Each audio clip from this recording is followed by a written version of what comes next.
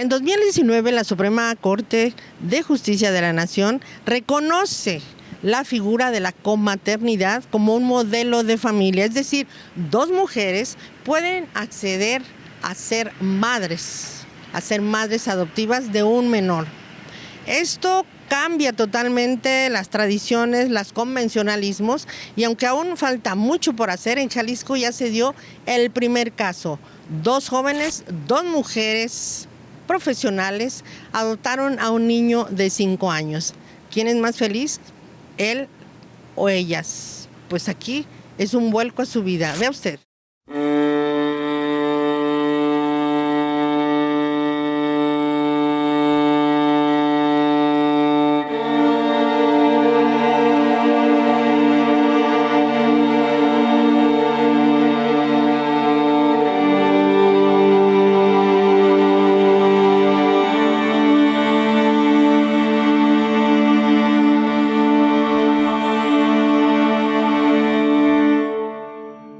En Jalisco no se podía adoptar. Si todavía para casarnos fue un tema, ya para el tema de la adopción iba a ser otro paso más que teníamos que esperar a temas gubernamentales, etcétera. Estábamos como muy bien preparadas para que se respetaran, ¿no?, nuestros derechos y todo. Nos topamos con algo. La documentación dice él, ella, él, ella. Entonces, de entrada dices, ay, o sea, ¿qué se necesita hacer para que, como en el de matrimonio, en el acta dice cónyuge 1, cónyuge 2. Entonces tienen que hacer un cambio también en papelería, tienen que hacer un cambio de visión en general para que realmente incluyan a esta diversidad, ¿no? Independientemente de su orientación sexual o independientemente de su estatus económico, independientemente de ser si es una mujer u un hombre, o independientemente de que sea una pareja del mismo sexo, que puedan acceder a ello. El tema aquí, como no está prohibido de ninguna manera, en ninguna ley mexicana dice que se prohíbe a las personas o a las parejas del mismo sexo acceder a ese derecho, pues está permitido. Dos hermanitos, llegaron aquí de 10 y de 8 años, y fue, pues de ahí nos cambió la vida, ¿no? ¿Y en qué años pasó esto? Mis hijos llegaron ya aquí, ya tienen en casa 4 años, llegaron en el 2017. Nosotros tenemos 64 niños. 64 niños liberados, el más pequeño ahorita tiene 9 años, pero él está dentro de un grupo de hermanos, son 4 hermanos, y el mayorcito tiene 15 años. Entonces, por eso la dificultad que tenemos para poder empatar las solicitudes que tenemos de los usuarios, así es, de los usuarios que vienen y que pretenden adoptar. La gran mayoría vienen buscando a un niño, entonces tenemos grupos de hermanos y a un bebé, efectivamente. La gran mayoría piden bebés. Hay un criterio que salió este año de la Corte, habla de comaternidades, es decir, dos mujeres que puedan registrar a sus hijos independientemente de cómo haya sido el proceso de inseminación. Y la Corte emitió una jurisprudencia del reconocimiento de hijos. Por ejemplo, Unión Diversa llevamos 13 hijos reconocidos de parejas lesbo-maternales sin la necesidad de los amparos. Nada más en este caso ha sido Guadalajara y Puerto Vallarta que han reconocido a estas parejas lesbo-maternales. Sin embargo, hay parejas que ya tienen hijos y nos topamos a la hora del registro como queremos hacerlo extemporáneo. Como no está legislado, entonces volvemos a lo mismo, ¿no? No hay una legislación y nos contestan que no hay legislación y tenemos que recurrir al amparo.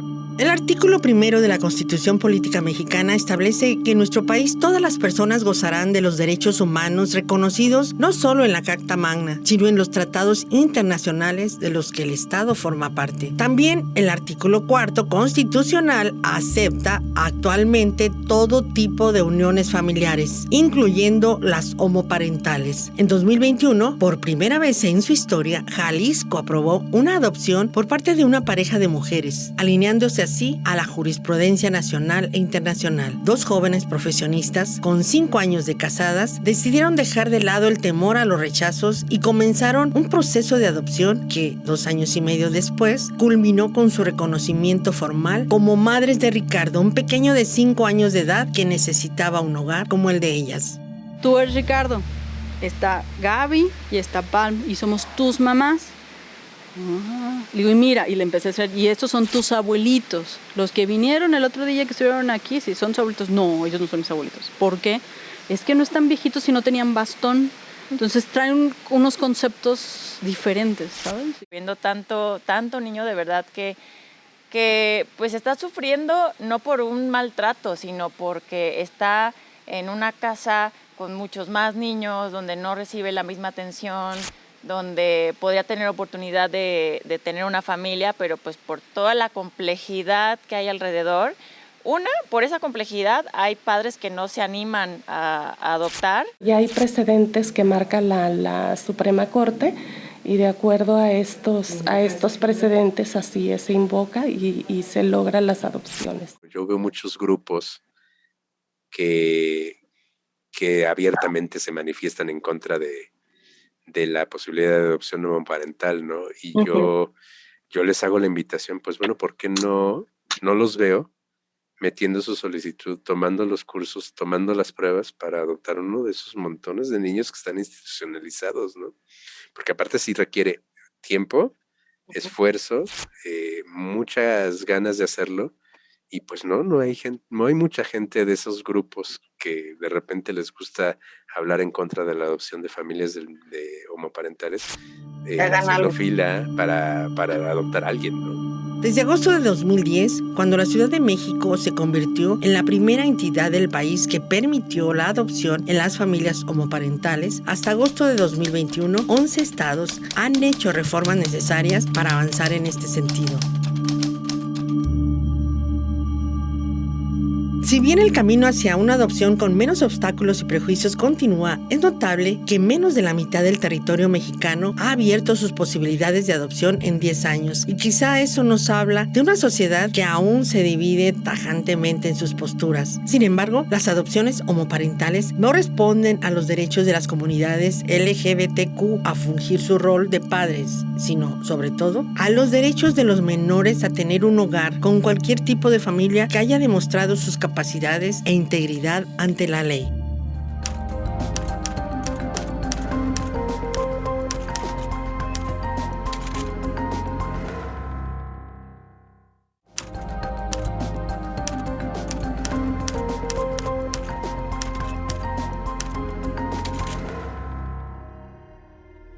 Las vistosas marchas de las comunidades LGBTQ, así como las múltiples manifestaciones del orgullo y demandas por tener los mismos derechos que como mexicanos debemos tener todos y todas, no se han quedado únicamente en la arena pública. En realidad, son solo el portavoz de una lucha interna, menos visible, pero enfocadas a conseguir en la práctica cotidiana de la ley esos derechos como cambiar el nombre y el género, el matrimonio igualitario y los beneficios civiles y sociales que se adquieren con ello, o la adopción homoparental que poco a poco comienza a ser una realidad. Sin embargo, la lucha sigue siendo eso, una batalla contracorriente, pues los prejuicios persisten.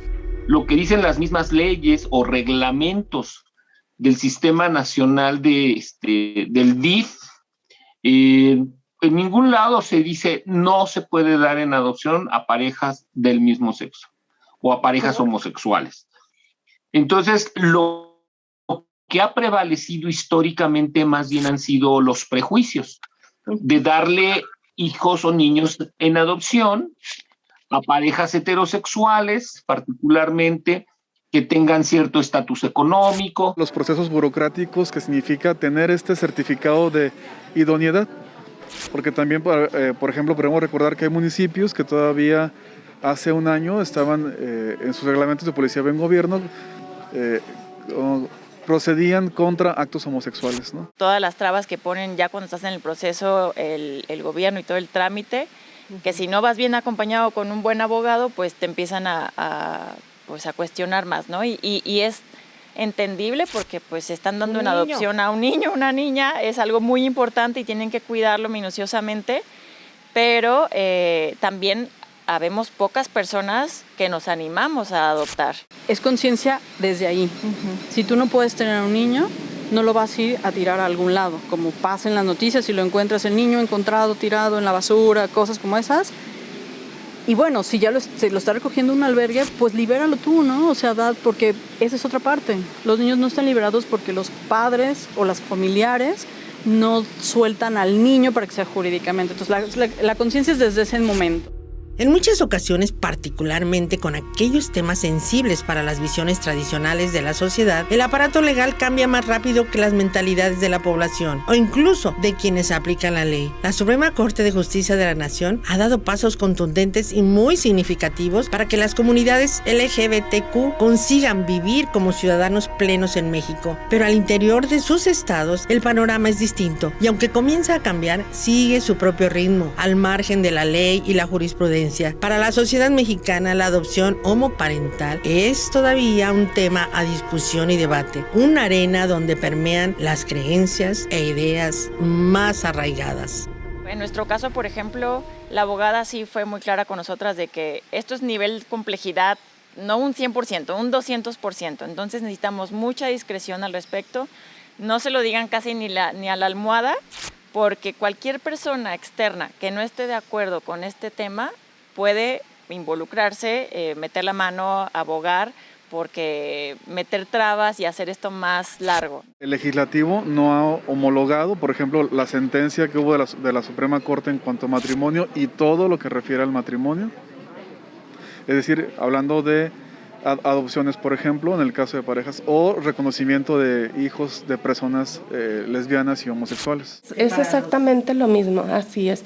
Nosotros atendemos personas, atendemos cualquier ciudadano que acuda, le damos la atención, se le dan los requisitos que debe de cumplir y si ellos cumplen con todos los requisitos, nosotros atendemos a todos los usuarios que vengan a pedir información y que quieran adoptar. ¿Pueden adoptar hijos? Sí, se sería dentro del cuadro. La cuestión es que los mismos lineamientos que fueron emitidos en el 2015 no se han actualizado.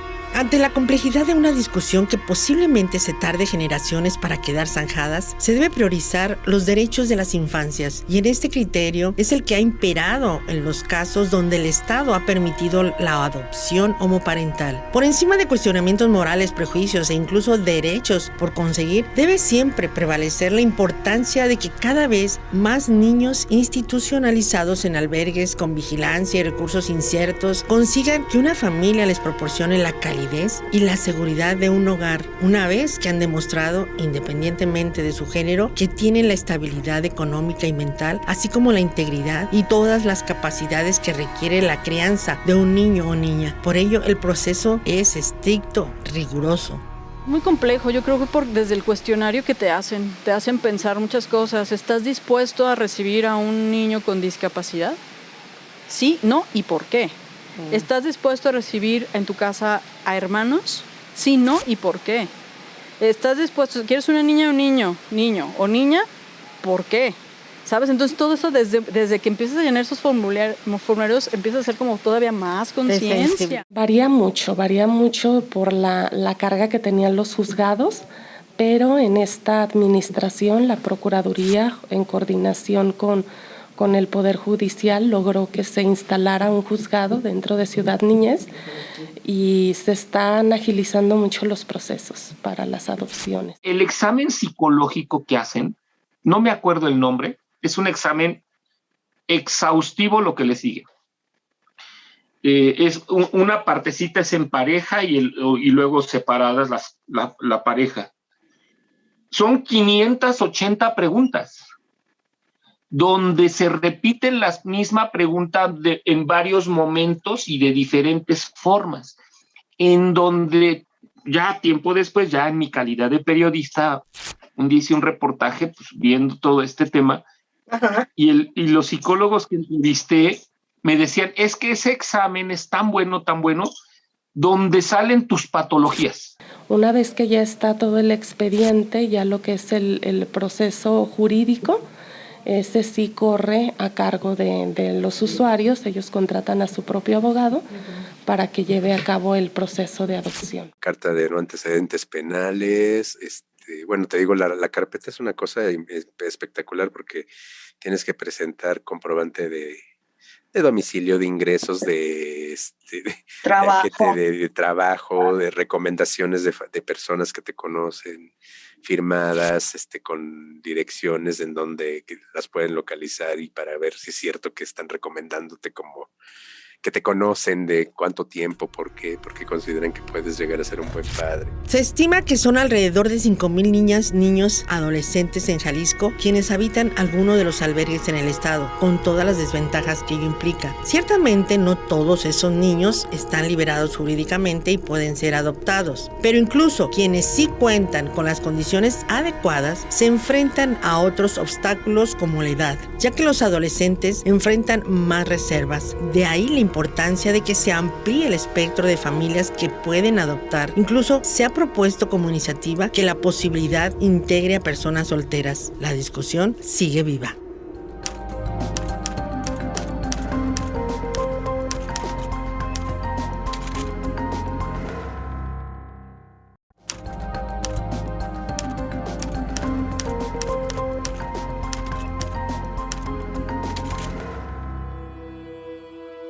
Contrario a la creencia popular, el camino de la adopción en la Procuraduría de Protección a Niñas, Niños y Adolescentes es menos complicado de lo que se piensa y no tiene ningún costo además, aunque el proceso jurídico sí requiere de un abogado contratado por los adoptantes. Actualmente, la Dirección de Tutela de Derechos reporta que hay 64 menores listos para irse con una familia. El menor de ellos tiene 9 años de edad y 3 hermanitos más de entre 12 y 17, lo cual dificulta mucho que consigan un hogar, pues lo ideal es que permanezcan juntos como familia. Las personas interesadas en adoptar en Jalisco pueden acudir al Hogar Cabañas o a cualquiera de las 28 delegaciones de la Procuraduría de Protección de Niñas, Niños y Adolescentes, así como también en la propia oficina central de Ciudad Niñez. Cada delegación le puede dar la información de cuántos niños tienen albergados. Está un programa que se llama Vigía, donde se está concentrando esta información y donde cualquier persona tiene acceso a esta información.